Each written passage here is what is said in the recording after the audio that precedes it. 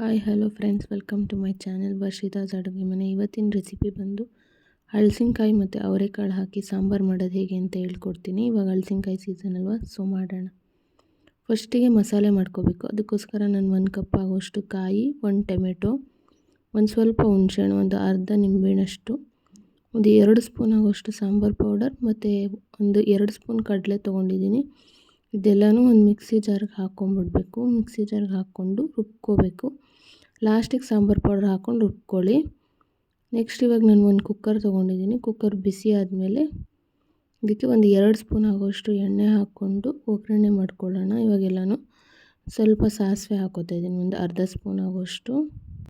ಸಾಸಿವೆ ಚಟಪಟ ಅಂದಮೇಲೆ ಇದಕ್ಕೆ ಸ್ವಲ್ಪ ಕರಿಬೇವು ಹಾಕ್ಕೊಳ್ಳೋಣ. ಕರಿಬೇವು ಚಟಪಟ ಅಂದಮೇಲೆ ನೆಕ್ಸ್ಟು ನಾವು ಈರುಳ್ಳಿ ಹಾಕ್ಕೊಳ್ಳೋಣ. 1 ಈರುಳ್ಳಿ ಹಾಕ್ಕೋತಾ ಇದ್ದೀನಿ ನಾನಿಲ್ಲಿ.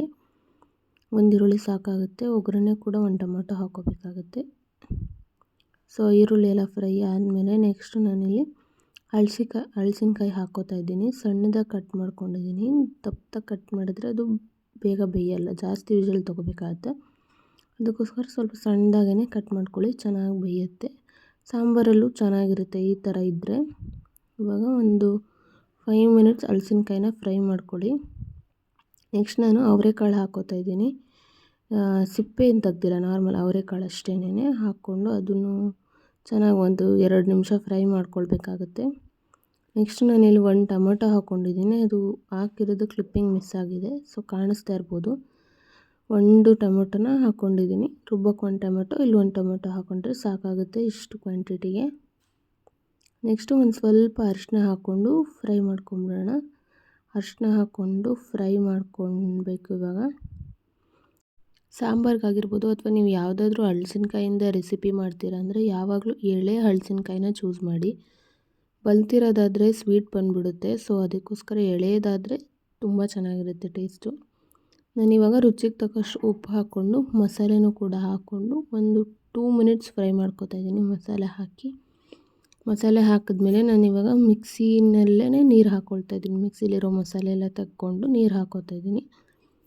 ನೀವು ಕನ್ಸಿಸ್ಟೆನ್ಸಿ ನೋಡಿಕೊಂಡು ಗಟ್ಟಿ ಅಥವಾ ತೆಳು ಮಾಡ್ಕೋಬೋದು. ನಾನಿವತ್ತು ಸ್ವಲ್ಪ ಗಟ್ಟಿಯಾಗೇ ಮಾಡ್ತಾಯಿದ್ದೀನಿ.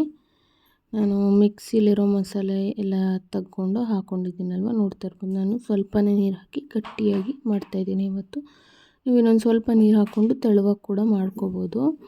ಇವಾಗ ಇದನ್ನು ಲಿಡ್ ಕ್ಲೋಸ್ ಮಾಡಿ ಒಂದು 3 ವಿಷಲ್ ಆದರೂ ತೊಗೊಳ್ಬೇಕಾಗುತ್ತೆ. ನಾವು ಸಣ್ಣದಾಗಿ ಕಟ್ ಮಾಡಿದ್ದೀವಲ್ಲ, 3 ವಿಷಲ್ ಸಾಕಾಗುತ್ತೆ. ಇವಾಗ 3 ವಿಷಲ್ ಆದಮೇಲೆ ನಾನು ಓಪನ್ ಮಾಡಿ ತೋರಿಸ್ತಾ ಇದ್ದೀನಿ ಎಷ್ಟು ಚೆನ್ನಾಗಾಗಿದೆ ಸಾಂಬಾರು ಅಂತ.